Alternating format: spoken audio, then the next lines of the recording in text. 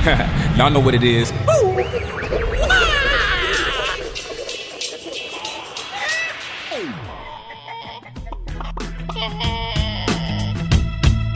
everybody, and welcome back to Eggs. Today's special guest is entrepreneur and leadership coach Jeffrey Deckman. Jeffrey is a nationally recognized thought leader and award-winning author on the next evolution of business leadership, conscious leadership. His recently published book on the topic, Developing the Conscious Leadership Mindset for the 21st Century, has won a total of 4 national and international Stevie Awards and is an Amazon bestseller. He's also 2021's winner of the International Business Awards Bronze Medal for Innovator of the Year. Jeff's background is one of a serial entrepreneur, having bootstrapped 2 multi-million-dollar companies, several nonprofits, and multiple political organizations. Since 2005, he's been a leadership and organizational performance consultant and leadership coach. In that time, he's helped scores of clients grow by strengthening their leadership teams and helping them uncover, then mobilize, the hidden human capital that drives performance and profits in the 21st century. Joining us today for a conversation about developing a conscious leadership mindset, discovering the organizational trinity, the invisible force that drives all organizational performance, effectively using proven consciousness and energy shifting strategies to significantly improve relationship resiliency, and so much more. Please join us in welcoming to the show, Jeffrey Deckman. Hey Jeffrey, how's it going? It's going well. How's it going with you guys? Pretty good. Thank you so much for making time for us. We really appreciate it. Well, thanks for including me in your podcast. I've been looking at and listening to your sessions, and they are top shelf. So I'm honored to be here with you guys. I appreciate that. Thank you. Thanks so much. So cool. So yeah, Jeffrey, I guess let's talk a little bit about the beginning. Let's talk about sort of your entrepreneurial journey. I know you got started quite young, and I wonder if you just sort of take us through your history a little bit and sort of how you got to doing what you're doing today. Sure. Well, the first thing I'll tell you is that if you would have told me when I was 17 years old and getting out of high school that I would be doing what I'm doing now, I would have never believed you in 1,000 years. I was one of those guys who didn't do well academically. I was more interested in staring out the window and talking to girls than I was doing my homework and what I should be doing. I moved around a lot when I was a kid, a couple of middle schools, three high schools, and 4 years in 3 states, and I just couldn't wait to get out of school. So when I graduated, I actually had a full track scholarship that was available to me that I didn't take, and I didn't tell my parents that I had it because I didn't want them to force me to go to another 4 years of what I considered to be prison. So what I wanted to do was, my father had been in cable television literally since 1951. He was one of the first guys in the country in it. So I graduated in 74, but I spent my entire childhood being around linemen, tower workers, and to me, they were like cowboys. So I've got 3 brothers, 2 older, 1 younger, and all of us got out of high school and we went on to traveling line crews and became linemen, tower workers, etc. So I was 17 years old and climbing telephone poles and learning what life in the real world was like. So I did that I was a lineman for about 2 years. Then I went to work on an actual cable television system. And it was there that I started to getting a technical and an engineering background. And I was in North Jersey, and I worked on 2 really sophisticated cable TV systems there. And one of the most valuable lessons that I learned from that was that with the right type of teaching and training in a real world environment, you can teach anyone almost anything. Because without taking a single college class or a correspondence course, I was able to become a really top flight field engineer in the cable television industry. By the time I was about 22, 23 years old. And that was all based upon learning from other people who learned it the same way, because the industry was so new. There was not an existing workforce, and it certainly wasn't teaching this stuff in any type of trade school. So after doing that for about 7 years, I was moving up. My career was while I had a company car. I was overseeing a large system, like I said, in North Jersey. And what happened was I moved so quickly up the organization, I outgrew my maturity and my patience level. because for me to take the next step meant I had to become a bit corporate and I had to be diplomatic. And that just wasn't my style. So I started bumping heads with my boss, who was a very different type of person than I was. I don't think he ever climbed a telephone pole, let alone fell off one, So he found me to be a little bit uncivilized, and I found him to be a bit unrealistic. So I decided one day, after a discussion with him, that I was going to quit. And I didn't know what I was going to do, but I called one of the guys that ran a construction company, and he was doing work for me because I hired all the contractors. I oversaw the engineers and the installation staff and the contractors. So I called him up, and he was doing about $2,000 a week in revenue. He was wiring apartments. And I said, hey, look, I'm looking to get out of what I'm doing, and I want to start something new. Would you consider me as a partner? I said, I don't have any money, but I have a lot of knowledge and I know a lot of people. And after a couple of weeks, he said, sure, come on in. And I said, how much of your company would you be willing to give me? I would have come in for like 5 or 10%. It's just a little company. And he said, I'll give you half. I said, why would you give me half of your company? And he said, Jeff, I'm not making any money. I'm doing like maybe 150,000 a year in revenue. And I talked to my accountant, and my accountant said, look, if this guy knows what you say he knows, bring him in, give him half. You want him to be as motivated as possible to be able to help you build your company. And how can you go wrong? So I came on board with him. And within probably about 3 months, because of the additional services I could bring in, we ended up doing about 5,000 a week, 6,000 a week, et cetera. So while that was happening, I went to another company who did underground construction. And I said, hey, guys, let's form a third company. And it would combine the forces of both organizations. So we'll do apartment wiring, we'll do underground construction, I'll do the engineering, the designing, and that kind of stuff. We'll launch that company almost for free because we'll just use the existing companies. And if it works, that company can buy the others, and we'll see how it goes. And I mean, this was all back of the napkin kind of stuff. But we ended up making that happen. And that company ended up with offices in 4 states: Dallas, Texas, Chesapeake, Virginia. We were based out of New Jersey, and then up in Rhode Island. And we grew so fast in a period of about 7 years that we got up to about $4.5 million worth of 1987 money, which was decent. But the company grew so fast and became so complicated that it went beyond our ability to manage it. And we actually went under. We crashed. So here I am, 30 years old, 2-year-old daughter, a son on the way, a new house that I just moved into in April, and my company crashed in June. And I was just like, oh my gosh, what am I going to do here? This is not good.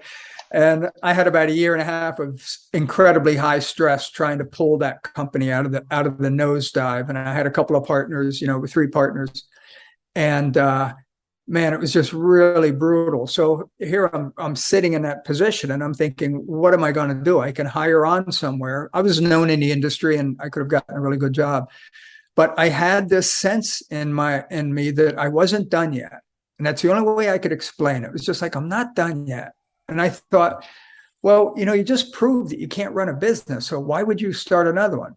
And the more I thought about it, I learned a really valuable lesson in decision making. And I thought, if I get a job now, I will never start another company. I'll have 2 kids. I ended up having a third. And I will look to make sure I had college money, and I would put every dime I had into establishing a future. So if I take that decision, I won't start another company. However, if I start another company, it could work. But if it doesn't, I just go and I get a job. I'm just maybe a little further in debt. So I realized that one decision allowed me to have both choices. So that's what I did. I had $17,000 I had tucked away, and I took that and I started a second company that was in the cable television industry. But in '87, I saw that the telecommunications industry was just being born. So that was voice, data, video, sound. And I was a cable television engineer. I was a video engineer, but I didn't know data and I didn't know voice. But I figured I could find some people who could help me learn how to do that. So that's what I did. I started that company in 1987, and we ended up becoming, I sold it a week before its 21st birthday to my management team. And we became one of the top integrators in New England. And all of it was done just based on trial and error, learning as you go. I learned a lot about how not to get out over my skis with certain things. So for somebody who, if you would have asked me on that day that I called my original partner, if you would ask me that morning at breakfast if I'd ever start a company, I would have said no. I would have said absolutely not. And because, I'm a high school graduate, I didn't know anything about business. But what I found is if you're good at something and you love it, and you're willing to put time and effort into it, and you learn how to deal with stress, and you have a good dose of perseverance, there's a lot of things that you can accomplish that you never thought you could. And one of the things that process told me was nobody can ever make you give up. You can decide not to do something. That's not giving up. To me, giving up is I surrender, I'm beat, I put my tail between my legs and off I go, lick my wounds and think less of myself. But if I choose not to do something, that's me being at the cause of my life. And that is me actually doing something that strengthens my character. So, obviously the bankruptcy, we had a couple of options with that. We could have went to chapter, I think it was called chapter 13 when you go for reorganization, or it might be 11. But I looked and I said, you know what, let's liquidate this thing because I wanted a free break and I wanted to go into this telecommunications industry. And so that's how I became an entrepreneur. And it's been one of the most amazing journeys of my life. I could have made a lot more money, I think, working with other people, especially in the technology field, because they were overpaying people like crazy. But I never met a guy in corporate who loved what he was doing. Yeah, they were all kind of doing time one way or another. And I had a smaller company and a smaller bank account, but I was self-determined. I decided what I did. I decided what I wasn't going to do. And I earned my successes, and I earned the beatings that I took too, and I just turned a beating into a classroom. I love it. Well, I mean, Gal, there's a ton to unpack in there. So thank you so much for sharing your story. I think it's a really good one. And I think there's a number of things. I mean, I was sitting here scribbling notes while you were talking. I mean, one of the big takeaways for me, and I think it's because it's something that I think we may be almost transitioning out of, is this concept that you need school to be an entrepreneur, right? And I mean, I don't want to poo-poo college, and obviously people need it for a lot of things and stuff. So, just take this with a grain of salt. But what I like about your story is that it wasn't college that made the business for you. Rather, instead, it was the other way around. Like with or without college, you could have succeeded. And I think that that's really an interesting point, because I think there's a generation probably just after you and just before us that is, where college was the thing. Like, you must do college. Everybody goes to college. This is just the way we do things. And it became this idea. And then much like the time period you're describing, where this technology is sort of up and coming and innovative, and, this is the latest, greatest in tech, we're sort of in a period like that now too, where almost going to a traditional academic school, you can't really even keep up with the technology changes, right? You almost do need to learn on the job. So that value of sort of on the job training, I really appreciate you talking about, because I think a lot of people, are quick to point out, oh, I went to such and such school, and, maybe they're working in that field, maybe they're not, but nonetheless, that degree was sort of like the thing that gave them permission to go forward. Where in your story, really you slogged it out the whole time. And I really appreciate that. Yeah, I also appreciate the pivot from cable to the tech, as far as like the data, the phone, and all that stuff, and how you leveraged your employees and people that you worked with to be able to enable that for you, because you might not have known, how internet works, or data, or whatever new tech you're working with, but the people around you helped out with that. And so was that pretty much, for the most part, how you were able to pivot so quickly into new technology? Yeah, and one of the things that my lack of academic education taught me was humility. So I knew that I didn't know. And the one of the things that my cable television experience taught me was that if explained to me correctly, I can learn, I can understand, I can put it together. And I'm an applied learner. I'm not a book learner. So I had the humility to go to people who knew and say, look, would you be willing to help me with this? And I had the confidence to know that if they showed me and they spent time with me, that I could learn it and then eventually master it. And if I couldn't, I would just hire them full time and keep them. So I made a lot of arrangements with contractors and consultants, et cetera, who had that piece of the puzzle that I was missing to come in and provide that. And I paid them for it, so it was very much a win-win.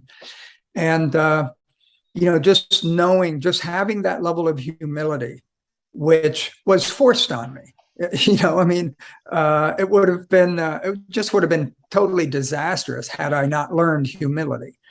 And I think that is one of the things that has allowed, it's the gift that has kept giving me my entire career. Well, it's interesting too that going in and becoming a collaborator. If you're humble, you have a tendency to be a good collaborator. Yeah. I just wanted to add on there that I think it's really interesting, the sort of, I guess, the dichotomy, right? Or the gray that exists in people, right? That, we think of so many things in black and white terms, but you're sitting here describing this humility, but obviously you must have sort of a inborn hard-headedness or something that allowed you to persevere through a lot of the problems. One of the other things I took from your introduction or your story was that, despite bankruptcy, basically you were able to sort of cut threads and be resilient and recover from that. And I think for a lot of people, bankruptcy might signal the end, or maybe they don't even get to bankruptcy. They just drag it out forever and then eventually just quit, desperate and destroyed, I think there's a lot of ways that people fail and just don't recover. Right.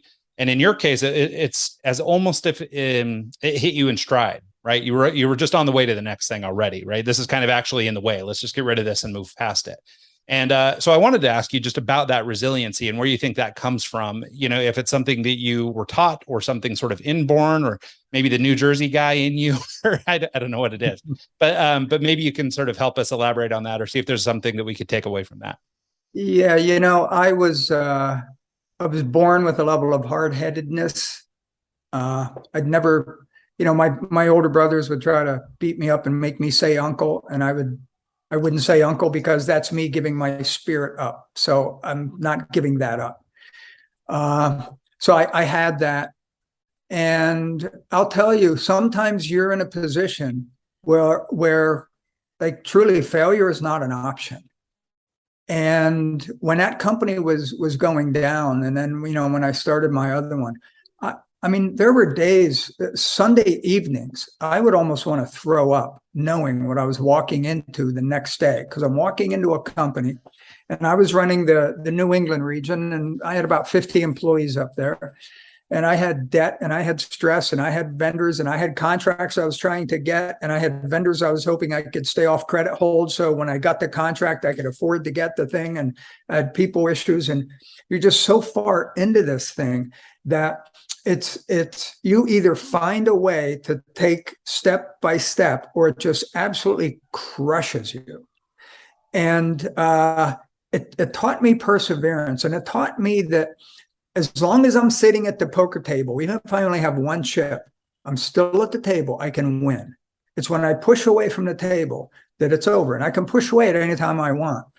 But I just had this determination to stay in it until the very last breath, like until something came in and just said, you are absolutely done. And it wasn't easy. It wasn't pretty. I made a lot of mistakes. I did it ugly, but I did it. And what I learned through that process really is I took so much of that, the ability to deal with stress management, to be in the moment, to always be looking at. I'll tell you one of the things that I learned that serves me time and time again is you're in a situation and it looks like it could go really, really bad. And what happens is we get in what I call an OODA loop. It's around it. I'm working it. It's stressing me out. I can't eat. I can't sleep. I'm getting more fatigued. I'm getting weaker just when I need to be stronger. But I can't get out of that OODA loop because I'm thinking about what if the worst case thing happens.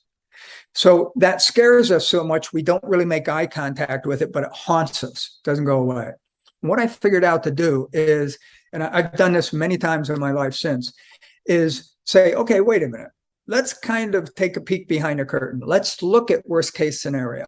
Like when that first company was going under, I said, okay, Jeff, what's the worst case scenario? Well, the IRS is going to come and take my house and I'm going to lose my business and I'm not going to have any money and et cetera. And I've got a wife and 2 kids. And I said, okay, well, you know what? Here's the plan. If that happens, we'll take the wife and the kids and we'll send them back to New Jersey because I was living in Rhode Island at the time. They can live with her parents. That'll work. I'll sleep in my car or I'll do something to start a business up here, but I will live.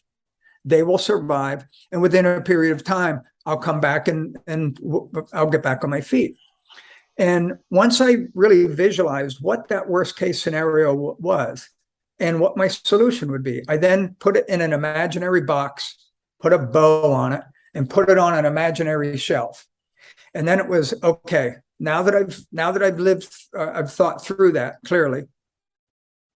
All I'm going to do is spend all my time focusing on how do I get out of this? How do I get out of this? How do I get out of this? And then when those thoughts would come in and go, oh, but what if I don't? I would say, I don't even have to think about that because the box is there. I can open that. I have my plan. So what it did was it got me out of that time wasting experience just when I needed to maximize my time. And it got me into a place where I wasn't being crushed by the stress, so that I could be more intellectual and strategic with what it was I was doing.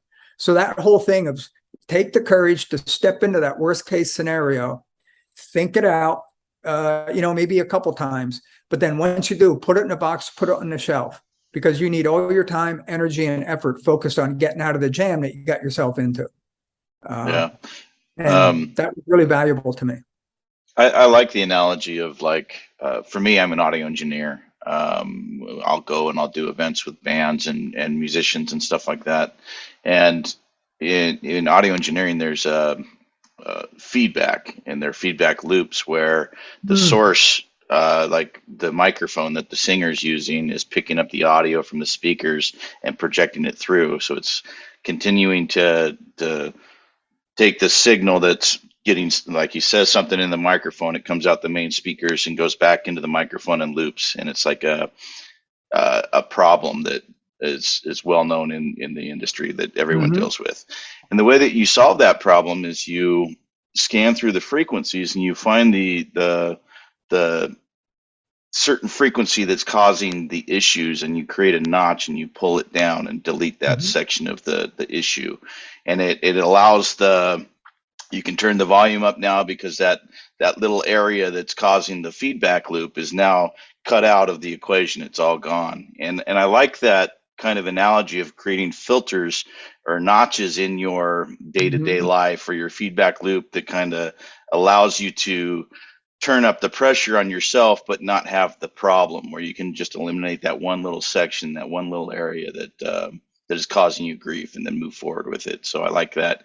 Put it in a box, take it away, get that thought out of my head, and move forward. And I just kind of like that analogy.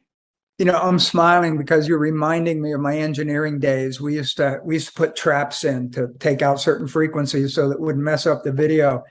And that learning how to troubleshoot complex problems, especially intermittent problems, was some of the best training for entrepreneurialism that I've ever been through, because you just have to logically work your way through it. And no matter how mad you get, no matter how frustrated you get, no matter how much you want to stomp your feet and pull your hair out, the problem doesn't matter. It doesn't care. I mean, the problem doesn't care. It's there until you calm yourself down and you get focused and you man up or woman up and get to work on it. Because in the meantime, find the solution. Yeah, you just find a solution. Don't take it personal, or it's just going to cost you more time. I spent a lot of extra time hanging off of telephone poles in blizzards because I got angry, and instead of massaging something, I ripped it out, and it's like, okay, you just cost yourself 2 hours on a telephone pole, and good for you. Yeah. Oh, well. Yeah, no, it's interesting, just hearing you talk about this. So another note that I took in the intro that I'm just continuing to hear in your conversation is this concept of personal responsibility and really owning our decisions. You mentioned earlier that, there, like in your business or as it was on its way to decline, it was never outside of your ability to choose what to do with it, right? You never were in a situation where the choice had been taken from you. You got to choose, do we go bankruptcy and be done, or do we restructure? Do I get up in the morning and start another business, or do I go to work for somebody else? But no matter what, no matter how dire, no matter what was going on, and I think that sort of dovetails off this idea of having a plan, even if it's an imaginary one, is this idea of taking control or ownership over, or being responsible for the things that you can be responsible for. Right. Certainly there are things outside of our control, but what's within our control, we always have the choice to react however we choose to react. And like you just mentioned on the phone poll, you can react negatively and cost yourself more time, or you can react, rationally and sort of, install these traps, so to speak. And so, so I think that that's a really great thing. And I think it sort of leads into what's next, which is this idea of becoming a conscious leader. So as you transitioned in business and went on to your next venture, obviously you're in a leadership position, you're starting to grow a company. And so let's talk about sort of, I guess, that period of growth where you're building your new business, you're learning leadership structures, and then like time is happening, right? The world is changing, things are evolving, and you're having to adapt and learn new ways of leadership. And so I wonder if you talk a little bit about where this idea of being a conscious leader comes from, and then how you sort of maybe implemented it in your own practice. Yeah, that's a multifaceted story. So, up until I was about 40, I was a typical command and control hierarchy-based leader. I mean, I wasn't a jerk about it, but, that was the structure used because that's the structure everybody's been taught, and that's just how you do it. And I was okay at it. I certainly was a jerk in my moments, and I had an ego, and who doesn't, but a little bit out of control, I think. And so what happened was when I was about 40, I went through a divorce. And if a divorce doesn't get your attention and cause you to really look at who you are, what you're doing, and how your life is going, I don't know what will. So I took a look at that because, there were problems on both sides of the equation, but her problems were not my concern. My problems, what did I do, were mine. Because if I take responsibility for something, I now get to control the outcome. If I blame it on someone else, that's a victim mentality. And a victim mentality will take you out. It's the ego, it's the liar dude going, well, it was them. And it prevents me from looking at the things that I've done that have put myself in the position. And if I've done something, I have the ability to undo something. So I like to be able to have that control. So I ended up getting on a pretty powerful spiritual path. And I had always studied multiple religions: Hinduism, Taoism, Buddhism, shamanism. I've studied a lot of indigenous cultures, et cetera.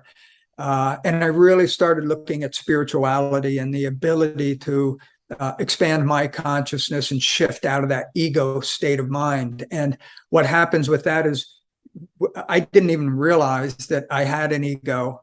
I thought that I was my thoughts and my actions. I'm responsible for them, but who I am as a being is a heck of a lot wiser, smarter, and compassionate than my ego is.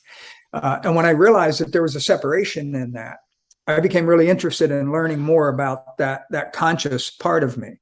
The inner elder is what I call it. So I'm on that journey pretty heavily for still on it in different ways, but for many years. And at the same time, I decided to get involved in politics. Right after I started my second company, the state of Rhode Island, which is where I lived at the time, licensed my entire industry out of business and gave it to the electricians and made it illegal for us telecommunication contractors to do our work. And it was just like, boom, just that quick. So we went to the state and we said, you have to grandfather us. And they said, no, we don't. It was the unions control that state. It was a union power grab. And so, long story short, we sued the state. We got a restraining order on them acting on that law. And then we had to change the law to state house, but we couldn't afford a lobbyist. So myself and another guy became a lobbyist. And you want to talk about a learning curve. Good Lord, going up into that, it was like a den of iniquity. It was just brutal. We had no idea how the game was played, and we started getting our butts kicked pretty quickly. And so we learned the game pretty quickly. But after a period of time, actually within a year, we got the law repealed. And then myself and a couple of other guys got together, actually wrote a new law, the first one in the country, and got that passed. So while I was doing that, it made me really clear that it was really important to have input on who goes into that building, who's elected. And being an engineer, I look to solve problems from the source. And I said, well, I think I want to get involved in trying to help good people get elected. Republican, Democrat, didn't matter to me. Independent, good person. I want to see if I can help them. So I got into that business for about 20 years. I ran a lot of campaigns, never ran them myself. And I got involved with a lot of government type stuff. And I started seeing how that world worked and didn't work. So after a while, I looked and I said, man, we really need a different level of leadership. And I had seen and experienced firsthand what egotistical, barbaric leadership looks like in business and in politics and in government. And as I was growing spiritually, I just looked and I said, I want to do something to push against that. And so I started developing my own body of work. And what happened was I sold my company in 2005, like I said, a week before its 21st birthday. And I spent 2 years as a political strategist just so I could pay the bills because I didn't know how to be a consultant. I mean, I was 30 years in the telecommunications industry and I didn't know how to sell thinking. I didn't know anything about being a consultant. But what I knew I wanted to do was I wanted to help other small to medium-sized business people build their businesses with less stress, aggravation, and fewer bankruptcies than I went through. I wanted to serve that community. So I jumped out and left my company and tried to make a living at that. So while I was a political strategist, I really realized that there's a lot of work that has to be done in that. We need people with a different level of consciousness, not only in business, but in politics, to change the direction that the world's headed in. And I get that I'm just a snowflake in a big avalanche, but I'm okay with being that snowflake. So I ended up being invited to be a partner in a 4-person think tank from 2006 to about 2009. And what we were doing was we were looking at what changes were happening societally as a result of the new millennium and the end of the industrial age. And, we've only basically had 4 ages in human civilization: nomadic, agriculture, industrial age, and now we're in this technology or information age. So we're fundamentally in a historic period in human evolution.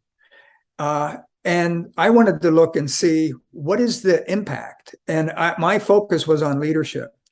What are the changes that have been made? And what I realized was one of the first things was, we've got the 5 most independent-minded generations in the history of humanity in the workforce. And none of them want to be told to shut up, sit down, and do what I tell you to. They're highly educated. They're independent thinking, especially the younger generations. They were raised having a say in what they do at home. So when they go into a company, they want to have a say there. And if you don't give them a say, first of all, you're not tapping into the collective genius and creativity that they have. So shame on you as a leader. You're wasting a resource right off the bat. People are smart.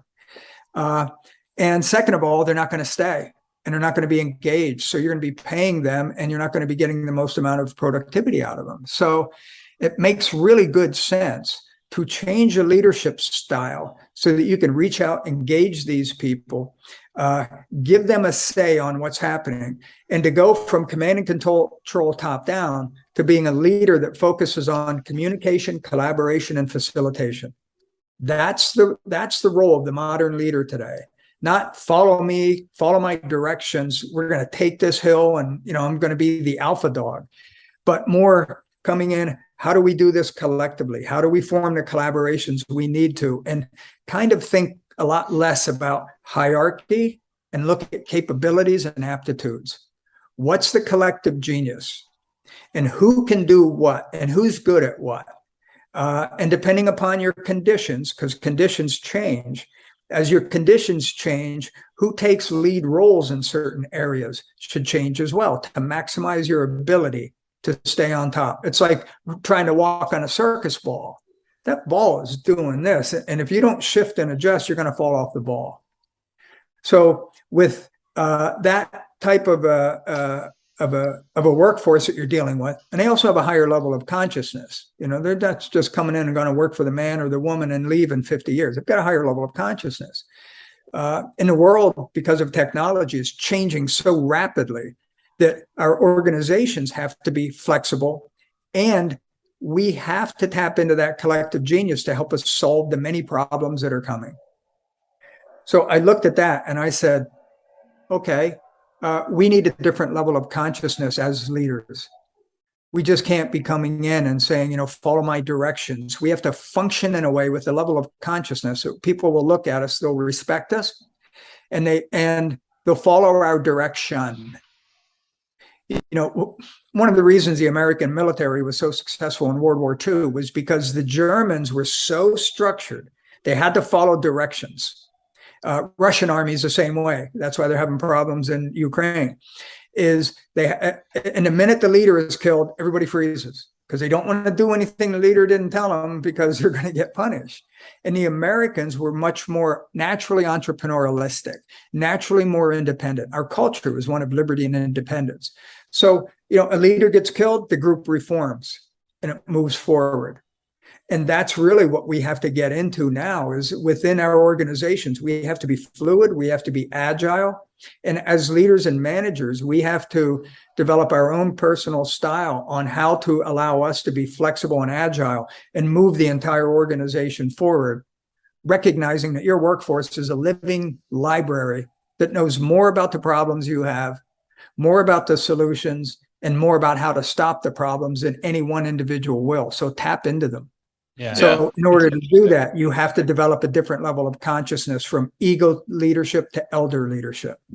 I like that. And that's how I got there, just by seeing how bad it was, being part of that team without knowing it, and just looking. And I'm a problem solver. I'm an ex-engineer. So how do we take this on? And that's what led to the whole body of work that I basically accidentally created, but which worked. One of the processes that you teach, I think you call it the organizational trinity, or the invisible force that drives all organizations. Is that the M3 process as well? Is it similar? Are they two different things? That's part of the M3 process. So when I first got out, and I was in the think tank, I was focused strictly on leadership. And I ended up over about a 2.5-year period of time getting a whole series of downloads of leadership principles that would allow a leader to recognize this bigger know. It's the collective genius. I know what I know, they know what they know, and together we have a bigger know. So find that, don't shut it down, open it, activate it, etc. So it's an 8-step leadership process that I created and I teach. And I tried to write a book about that literally for 10 years, and I could never get it out. It was brutal. But while I was looking at that leadership process, I started looking deeply at organizations, and I thought, wait a minute, the org chart is just a skin over the organization. And I found just by looking at it and, my own experiences and working with my clients, I found that there are these 3 forces that drive all performance in the organization, and they hide behind the org chart because we're trained to do things by the org chart. So that's we manage by org chart. Once you get the X-ray lenses and you see through that, what I found is the 3 things that drive performance are tribal dynamics, knowledge networks, and cultures. They're each individual units, but they swirl and interact with one another, and they determine where the organization's going. So tribes real quickly.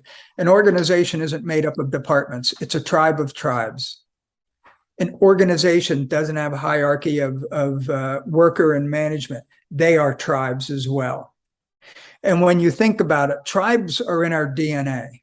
Tribes are at the source. You can't look at any organization and not see a tribe. I mean, look at tribalism in sports teams. Mm-hmm.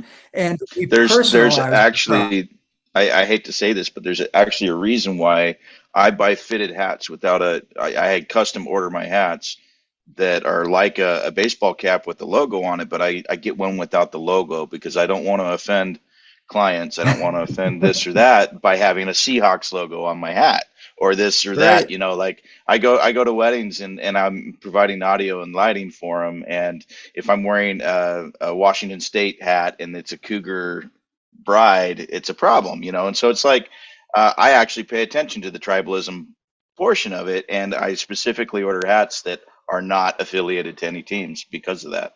So, therefore you're able to walk into environments and not be resisted and pushed out. Yeah, that's intentionally. That's the reason I do it. Right. So, although it's like when I used to walk job sites, I was never in a suit. So you could be approachable.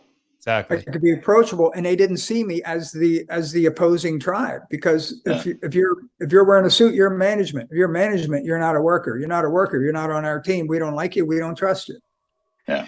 So tribes are the most powerful design humans ever came together to advance themselves. It's how we got from from being chased by saber-toothed tigers and barely making it out of there to being the dominant life force on the planet. So when I started studying tribes and tribal dynamics, it gave me an understanding on how to engage people and how to understand what would upset the group and how to go in and work with it. It's a very, very big part of my work. And then knowledge networks, I designed computer networks for 20 years. And I'm kind of embarrassed to say that it was only about 7 years ago that I looked and I said, teams are like computer networks. They're just human networks. They're knowledge networks. So there's 4 basic components that you bring together to design a computer network. Well, what if you take those 4 components and you apply it to designing a team? Well, I started doing that, and all of a sudden, team performance went off the scale. So knowledge networks, see your organizations as tribes that function as knowledge networks. And the way you manage a computer network is the network manager isn't in there messing with it all the time. The network manager monitors, sees when there's a problem, comes in, facilitates the solution to the problem, gets back out of it, lets the network work, let the team work, and you just stand on the outside and support it. And then cultures are really interesting too. A lot of my clients say, I want a Google culture. And I say, no, you don't.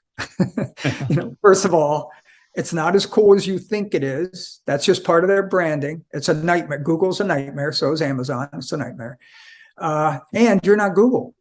So you can't possibly create a Google culture. You can create your own culture that has maybe components of what Google does that works, but every culture is customized, whether you want it or not. And you should encourage it to be customized, but just give it some parameters. When I had my construction company, I had construction people, I had finance people, I had marketing people, I had sales people, engineers, and they're all different cultures.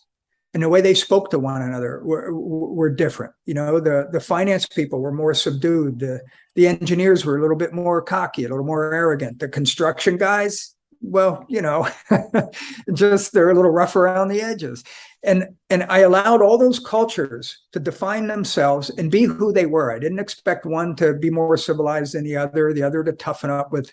But what I demanded was that the basic premise of their culture was that they expressed authenticity, integrity, and respect. You can do whatever it is you want within that, but as long as you're within those boundaries, and then when we meet as a management team, well, we treat one another that way. So that's one of the important things with culture is don't try to get the culture to match some ideal that you have. Go in and see how that group is already functioning. and see if there's toxins or things that need to be shifted, and go in and work on those. But let them have their personality. They'll be happier, they'll be more productive, they'll respect you more, and they'll respond to you more. Yeah. So that's what that organizational trinity is: tribes, knowledge networks, and cultures. And what the M3 process is a training program. In fact, I'm just starting my first certification program on it September 14th. I'll be doing 2 a year. And what we do is we take 12 weeks and we go through my entire book, because that's the leadership mindset. We then go into the organizational trinity, because that's a new organizational model. And then we go into the leadership methods, which are the bigger no principles, because to transform anything is a 3-step process. You need a new mindset, you need new models, and you need new methods that you can implement on a like frontline basis. So that's what the M3 process is: new mindset, new models, new methods that'll transform your leadership and organization from industrial age into this more networked age. Yeah, I love that. No, there's a million things to unpack in there. I mean, I would love to go nuts on just culture alone. I mean, it's so funny because this is one of those buzzy words you hear people talking about all the time. It's, oh, well, you have to have a great corporate culture. You have to have all this stuff, right? And I've actually not heard, and I mean, I listen to a lot of people, and Mike and I interview a lot of people. I've actually not heard anybody talk about it in the way that you can almost let a corporate culture evolve and become its own thing, right? Versus this sort of top-down approach, right? Maybe this is a relic of sort of command and control, but it's this idea that I need to install the culture and you guys need to now fit into this great culture I've created for you. And so this concept of just sort of allowing it to happen, or sort of, I guess, meeting it where it is an interesting concept, even though it seems very straightforward. It's funny because I don't think I've ever heard anyone talk about it that way. But, well, the more people get into my work, the more I tell everybody, the more you look at what I do, the more you'll realize how much you already know about it. You just didn't realize it. The stuff I do is not quantum physics. It's very intuitive. It's based on human nature. And, and it has a different level of consciousness. Command and control says, okay, I own this company. This is the culture I want. And you're going to do this like this, et cetera. Okay, well, you see how that works. Employee engagement is consistently at 30% year after year after year after year. But when you interview people, 70%, Gallup does tons of study on this. 70% of the people in organizations are not engaged in their work. It costs American companies $50 billion of lost profits every year. But when Gallup interviews those same people saying how many would like to be engaged, the numbers are crazy. 70% want to be engaged. So I look at that and I go, okay, wait a minute, put my engineering troubleshooting hat on. 70% are not, 70% want to be. And you ask management, do you want employees more engaged? They say yes. You go to the employees, do you want to be more engaged? They say yes. So I go, okay, if everybody wants to be engaged, what's the problem? It's not a people problem. Yeah. And that's what everybody's focusing on. They're trying to fix the people, new leadership methods, new this, more compensation. The problem is the model. We're treating organizations like they're machines. They're not, they're organisms. Yeah. We have linear org charts that look like assembly lines. It's an industrial age model. We have command and control, top-down leadership models. That's industrial age, right? Well, and that's something else I wanted to touch on too, this idea of the org chart, right? You mentioned earlier that sort of the traditional way is you work to the org chart, right? You've got the sort of top-down approach. And I've heard a lot of people talk about, well, we've got to flatten the org chart, right? We flatten this thing. It's got to get flat. Everybody's on the same level, all this kind of thing. And I've always thought to myself, I'm like, okay, well, I mean, it's nice in principle, right? I mean, okay, everybody should be equal and should have a sort of an equal seat at the table, fine. But the problem with it, for me anyway, in terms of just practicality, is you still need people to step up and lead. You still need people to do this and that. And when those people take ownership of something, well, suddenly you're in a hierarchy again. You find yourself in a hierarchy. And so one of the things that actually just popped into my head, and again, this is one of those things that's very common sense, and we've talked to 100 CEOs that all have had opinions on this kind of thing. But the model that pops into my head is something more akin to like I don't know, like a spider graph or something, right? This idea that, because you mentioned this concept about people sort of rising up and, finding your collective genius, right? So in this case, I don't know, Susie is the expert on X and Jacob is the expert on Y, and we need those two things to do this. So we're going to let them sort of lead this, initiative. And then, maybe we trade them back in, and on the next job, oh, okay, well, now it's, Frank and Lisa are the leaders in this new thing. And so now we're going to go this way, right? But instead of this idea of either a pyramid or a flat line, rather it's this kind of like waveform. It's kind of this thing that ebbs and shapes and moves around as you go. And I think that is a different way, or at least different than I've heard way of approaching it, where it sort of accepts the fact that we need people to sort of step up where they can step up. But it doesn't necessarily mean I need to assert control, right? Rather, I'm leaning into the experience of somebody else, or I'm leveraging the knowledge of another person on the team. And, in this situation, they're leading. It doesn't mean that they're the manager. It doesn't mean they're in charge or any of that stuff. But I mean, as a collective, we can tap into that resource and use it. And for me, that seems like a much more natural, I guess, chart versus the old school pyramid or the flat alternative. Yeah, well, it takes a two-dimensional model that is flat or pyramid, and it turns it into a three-dimensional model, which is like a spherical network that rotates, right? Depending on the conditions. And this is another thing. One of my partners with the think tank, in fact, I'm talking with him later on tonight. He's out of Australia. He was in the US for about 5 or 6 years, and just doing brilliant work with mega corporations and countries. And all the stuff that he does is conditions-based strategic planning. Calls it strategy and action. His name is Larry Quick. He's written a book called Disruption, which is phenomenal. And what it does is it teaches you to become an expert at predicting and anticipating emerging conditions. So what happens when I worked with him, he really impacted my work, because all of a sudden I stopped looking at the world as, the scenery that's driving by me or passing me as I'm in a car, but it's much more volatile. It shifts and it changes. So you look at what are the conditions, and once you start looking and anticipating conditions, you realize how frequently they change.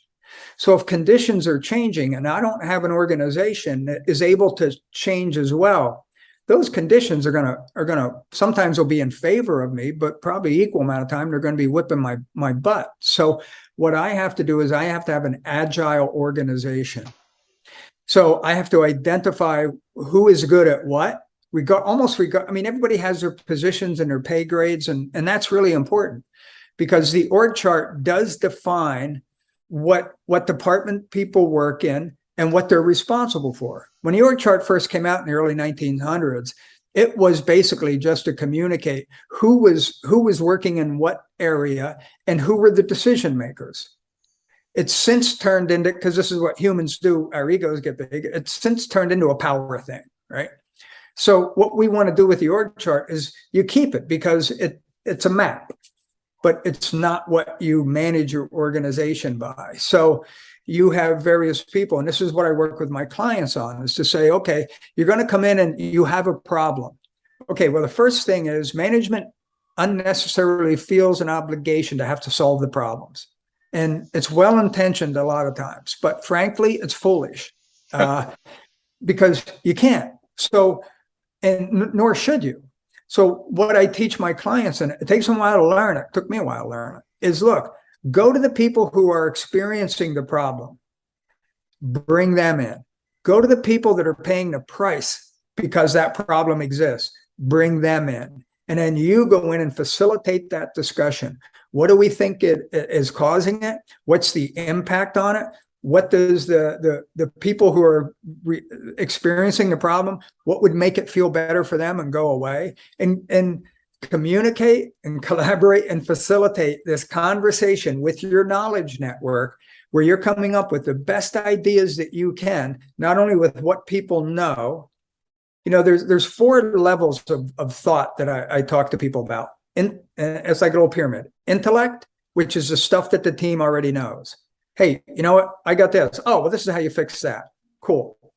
Next idea up is ideas. And that's where I take stuff that I know, but I come up with something new. Cool. Next level is insight. That's flash knowing. I don't know if you've ever been in a meeting trying to solve something, and all of a sudden, just out of nowhere, you get this whack. Oh, here it is. It's like pennies from heaven. You don't even know where it came from, but everybody goes, you know what? That's it. That's different than an idea. And those are really valuable. But then the fourth layer is intuition. And that's where, and I've been in this countless times. I'm sitting there and I love when people are talking around stuff and I can see what's coming and you can kind of get a feel for the energy, what's happening, what's catching, what isn't. And all of a sudden I'll just get a hunch about something. And I'll say, look, I don't know what I think about this, but it's coming to me and I want to put it out. You're getting something intuitively that it could fit. You roll it out there and more often than not, it contributes to it. So what you're trying to do as a leader is you're looking to create that environment of safety, of creativity, and of curiosity to say everybody in here is equal. I mean, we all go home and take off our shoes the same way at night. We're just in here. I'm Mr. President and you're Mr. Dock Worker, right? But together, we're smart. We're smart creatures. So let's create the environment where that's where the network flattens out for a while. And then at some point, you got to go in and you got to bring form to it. And then that's where you come in and you have leadership. You have people that are empowered, that they're held accountable for what it is they need to do. And you need to execute, because without some level of hierarchy, you don't have any form. Without form, you don't execute. Without execute, you don't have progress. But you don't go in that way. You go in collaborative and get that thing going. And then when it's time to move, people will get a sense for it and they'll follow your direction. You know, I don't want people following my directions. I want them following my direction, which is let's collaborate with one another. Let's have this level of consciousness where we work together. And, you know, we're going to throw our elbows. We're going to have our bad days and we're going to dust it up. And then we're going to do bygones and move forward. But that's the essential part of going in and create those spaces. And it's not a safe space, you know, can't be snowflakes. Business is a contact sport. And I know firsthand what happens when you hit, you know, you're spitting gravel for a long time when you crash a business.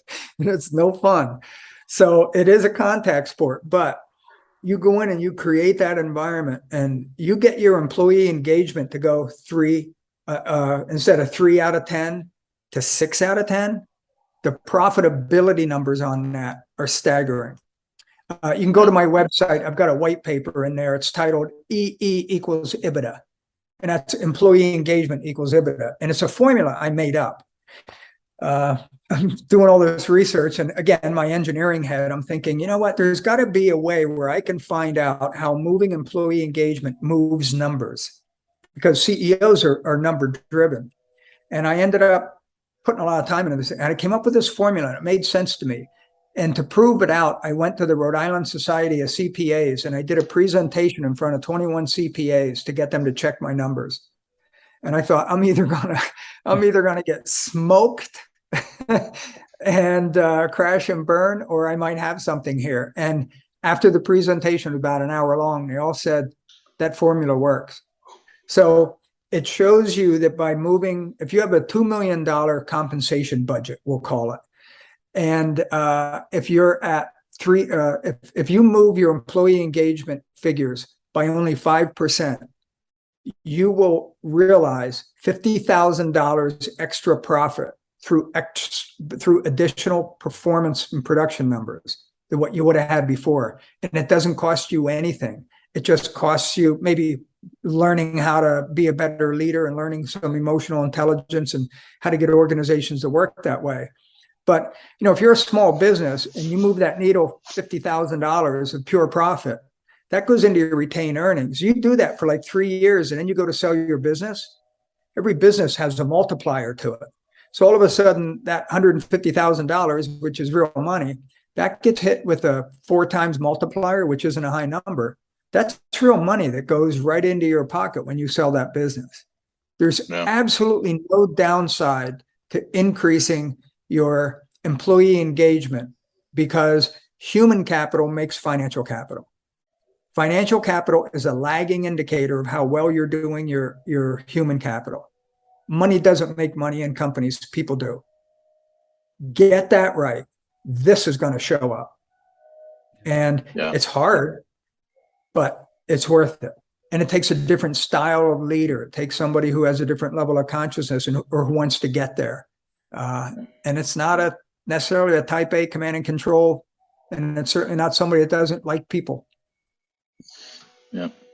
That's a lot of the analogies you've used today have been just really good. And I've definitely learned a lot.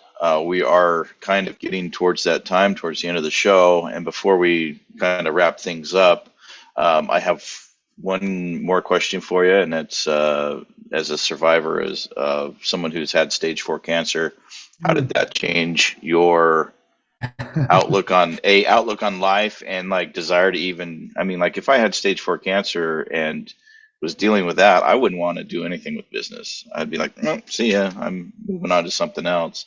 How did that change things for you, and what did you take from that, and tell us about how that affected your life? Tremendously. I consider cancer to be one of the most magnificent experiences I ever went through. And I when I say that, I always say, I don't want it again. Right? Let's be really clear on that. But what cancer taught me about myself as a human, about compassion for others, about what a miracle life is, about leadership. I had to lead myself through so much of that. You know, I had a good support network, but at the end of the day, when you're looking at death and you have that conversation, you know, I tell people it's like, you know, death showed up, spun the chair around, sat down, leaned on it, and said, "We're going to have a discussion," right? And it's a real thing, and you need to look at that without falling into the rabbit hole. So one of the things that I did, entrepreneurialism helped me deal with my cancer, because I looked at worst case and I put it in that box and I put it on the shelf, and I didn't look at it again, because from that point on, my attitude was, I freaking win. End of story. End of story. If no one ever survived that type of cancer, get ready, because here comes the first one. I love it. I just locked in with that. And I had neck cancer, and they told me, I don't know this, but they told me that that's the second most painful cancer you can have, treatment you can have, without having to be in the hospital. And living through it, I would say, yeah, think of like the worst sore throat you could ever have, 24/7 for months. Couldn't eat. You're getting radiation and chemo. And, you know, I had a period where I started losing my ability to think clearly. They call it chemo brain. And my daughter used to call me chemo sabi, right? But what that taught me was that allowed me to relate to people with Alzheimer's. So without having Alzheimer's, I was able to have the experience of what that would be like. So that gave me a different level of compassion. I lost 40% of my hearing from the chemo. So that gave me compassion for, you know, older people who go, what, huh? What, you know, instead of being frustrated. I was achy and creaky, and I hurt all the time. So it gave me compassion for those older people that were walking with walkers. And it taught me to see the human in the human, to love myself, because I was always really hard on myself. And one night I woke up at 3:00 in the morning, and I had this thought, which was, I had some conversations. I don't know who they were with, but they were conversations. And the conversation was, hey, you know how you feel like you're dying right now? Yeah. But, you know, by this time I knew I was going to come out of it. And, you know, you're going to be healed and you'll be okay. Like, yeah. And well, there's going to be some point in your life when you are going to be dying. And what if in that moment you realized that you were really super hard on yourself and you didn't respect yourself, and you beat on yourself more than what you should have, because you just didn't have enough compassion? What would that make you feel like? And that, I just said, oh my God, I'd feel like I wasted so much of my life. And that conversation really taught me that I really need to love myself, respect myself, hold myself accountable. But I'm a good guy with a good heart that's trying to do good work. And that's good enough. And I'm going to do the best I can. Rumi has a quote that says, I am what I am because this one is like that. And I've got my faults and I have my strengths, and I'm just going to be that with as much grace as I can. And from that point on, I promised myself that I would never be as uncaring to myself as I had been up to that point, because I'm not going to go through all this and die with a regret. And I would have had that, and I wouldn't have had time to turn it around. And I just saw cancer as this magnificent teacher. And that's how I accepted it. And I said at some point, it's going to go its direction and I'm going to go mine. I never really say I had cancer. I call it the cancer experience. And I'm not in remission. It's gone. I'm not saying remission. That says there's a door it can come back in. I win. It's gone. Thanks for the class. Love it. That's amazing. Well, and I think it's a real testament to the way that you've been talking the rest of this conversation, right? I mean, there's a real sense of empowerment with you, a real sense of being able to sort of take control where you can take control, all those things, right? So it doesn't surprise me that that's how you handled an illness like cancer. And not that I would wish that sort of thing on anybody, but the fact that you were able to take such a victory lap from it, or you were able to really grow as an individual rather than become a victim of, I think it, really is a testament to sort of you as a human being. And then also just sort of, everything we've been talking about so far throughout the show. I never considered myself strong. I never considered myself courageous. But, I just look at this stuff and I say, what class am I in? Everything that happens to me, that bankruptcy, that wasn't a failure. That was a class. And if I'm going to pay a tuition like that, I'm going to ace the class. I'm going to make it work for me. Cancer, I'm going to ace the class. Everything, I'm going to ace the class. It keeps me from being victim. And even the strongest person, when they go into victim, they're done. As a kid, I was in street fights. One of the first things they tell you is never get on the ground. Stay, even if you're on one knee, don't go down, because then you're done. And with this stuff, no matter what it is, just keep trying to Rubik's Cube, stay it in the game. Whatever it is that's coming after you, make it hunt you down and take from it. And then you hunt it back and take it back. Love it. And you don't have to be courageous for that. You just have to be stubborn and determined, and maybe a little bit angry every now and then. That works too. Get good and pissed off. That'll help you. Yeah. So, Jeffrey, where can people reach out to get in touch with you? Maybe get a hold of your book and my website's easy to find. It's jeffreydeckman.com. My email is jeffrey@jeffreydeckman.com. Feel free to email me. I'm very accessible. You can buy my book on Amazon. My book is promoted on my site. And I have my own YouTube channel that you can go in through the site. There's a ton of short educational, some really cool videos in there about self-respect, about how to resist resentment, just a lot of conscious leadership type stuff. And I've got blogs and all that type of stuff. So you don't have to pay me. You can go in there and read a whole bunch of that stuff. And just like I educated myself, you can educate yourself on a lot of this stuff. And if you get something really gnarly, I'll certainly come in and help you out. But a lot of this stuff, you put the pieces together, you can help yourself along the way. Yeah, I love it. Thanks so much for all that. Yeah, no, this has been a really enlightening conversation. Like I said, I personally have had some breakthroughs in the way I was thinking about some of these different hierarchies and structures and stuff. This has been really valuable conversations. Thank you for taking the time. Well, thank you. And, at the end of the day, we're all humans. We're just doing the best we can. And don't lose sight of seeing the human in the human. And let's work together and move ourselves forward. We all need one another. So I love it. That's a perfect way to go out. So thanks so much, Jeffrey. We really, really appreciate you being here and taking the time to do this. And thanks so much to everybody who tunes into the show this week and every week. And see you guys next time.